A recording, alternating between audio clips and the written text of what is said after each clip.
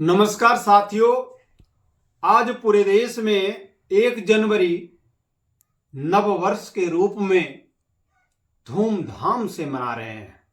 तो इस Roman calendar में और रोमन नव वर्ष में आप सभी देशवासियों को शक्ति न्यूज की ओर से हार्दिक शुभकामनाएं और बधाई देता हूं। आज पूरे देश में 1 जनवरी नया साल के रूप में जो मना रहे हैं, क्या सचमुच में आज नया साल है? और नया साल है तो किसके लिए है?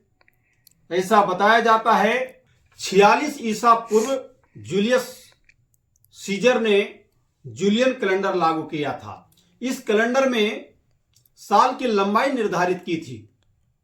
उन्होंने लीप ईयर की व्यवस्था की थी। तो आइए सबसे पहले हम ये समझते हैं कि वो लीप ईयर क्या होता है। लीप ईयर किसे कहते हैं? लीप ईयर वह वर्ष होता है जिसमें 365 दिन के बजाय 366 दिन का होता है, और यह एक दिन का अतिरिक्त 29 फरवरी को प्रत्येक 4 साल में जोड़ा जाता है। यह कैलेंडर को पृथ्वी के चारों ओर घूमने के साथ तालमेल में रखा जाए, क्योंकि पृथ्वी को सूर्य को एक चक्कर लगाने में लगभग 365.24 दिन लगते हैं। और हमारे इस रोमन कैलेंडर में 365 दिन का ही साल होता है। जो 0.24 है वो 0.24 दिन कैसे और कब मैनेज होता है, उसी के लिए कभी कभी 29 फरवरी तो कभी कभी 28 फरवरी का महीना जोड़कर 4 साल में इसे जोड़ा जाता है। जो पृथ्वी को सूर्य का एक चक्कर लगाने में 365.24 दिन जो लगते हैं, यह वर्ष में 4 से पूरी तरह विभाजित नहीं होते हैं। 4 से पूरी तरह विभाजित होनी चाहिए, लेकिन 4 से विभाजित होने वाले शताब्दी को लीप ईयर कहते हैं। 4 से पूरी तरह विभाजित होने वाली वर्ष को लीप ईयर कहते हैं। जैसे 2020, 2024, जिसमें 4 से पूरी तरह विभाजित हो जाता है। यह समझना महत्वपूर्ण है कि यह एक रोमन कैलेंडर है, और रोमन कैलेंडर में 10 महीनों का साल होता था, जो मार्च से शुरू होता था और दिसंबर में समाप्त हो जाता था। तो सबसे पहले आइए हम जानते हैं कि वो 10 महीना जो होता था, 10 महीनों का जो साल होता था, वो 10 महीना क्या यही मार्च, अप्रैल और दिसंबर तक यही महीना था, या इसमें कुछ बदलाव किया गया था पहले, या बाद में इसे बदला गया है? तो उसके लिए आपको बताना चाहूंगा कि जो 10 महीनों का जो साल हुआ करता था वो मार्च से शुरू होता था, और मार्च हमारे सनातन धर्म में भी चैत्र प्रतिपदा में हिंदू नववर्ष भी शुरू होता है। तो कहीं न कहीं हमारे रोमन कैलेंडर भी वही चीज बताते हैं, वही चीज दर्शाते हैं कि सनातन धर्म से कहीं न कहीं इसका भी रिलेटेड है।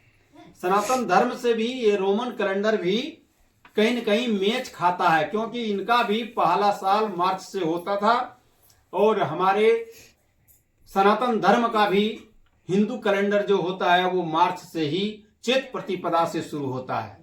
तो वो 10 महीना जो है, 10 महीनों का नाम आपको हम एक बार रिपीट कर देते हैं। 10 महीनों का नाम आपको सुना देते हैं कि मार्च, अप्रैल, मई, क्विंटिल्स और सेक्टिल्स, सितंबर, अक्टूबर, नवंबर और दिसंबर।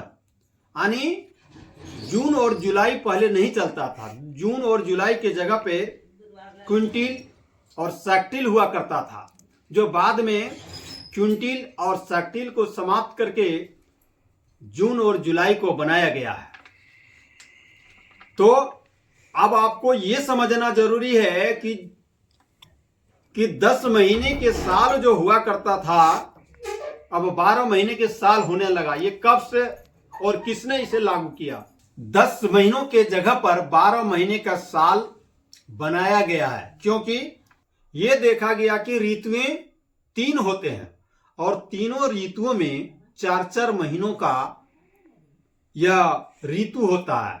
जैसे गर्मी, वर्षा और जाड़ा, ये 4-4 महीने का होता है। 4 महीना गर्मी होता है, 4 महीना वर्षा होता है और 4 महीना जाड़ा भी रहता है। इसके अनुसार से 2 महीनों को बढ़ा दिया गया है। तो 2 महीनों को कौन कौन बढ़ाया है? जनवरी और फरवरी। मूल रूप से जनवरी और फरवरी ये साल का पहला महीना नहीं है, साल का प्रथम दिन नहीं है। इसे तो बनावटी के रूप में बाद में जोड़ा गया है, इसलिए यह जनवरी, इस प्रकार भी जनवरी साल का पहला महीना नहीं है, पहला दिन नहीं है, नया साल नहीं है। ये रोमन कैलेंडर के भी हिसाब से यह बनाया गया जनवरी है और फरवरी है। रोमन भी मार्च में पहला साल होता है। जनवरी और फरवरी को 713 ईसा पूर्व में रोम के राजा नामा पोम्पिलियस ने यह 2 महीना को जोड़ा था, जनवरी और फरवरी,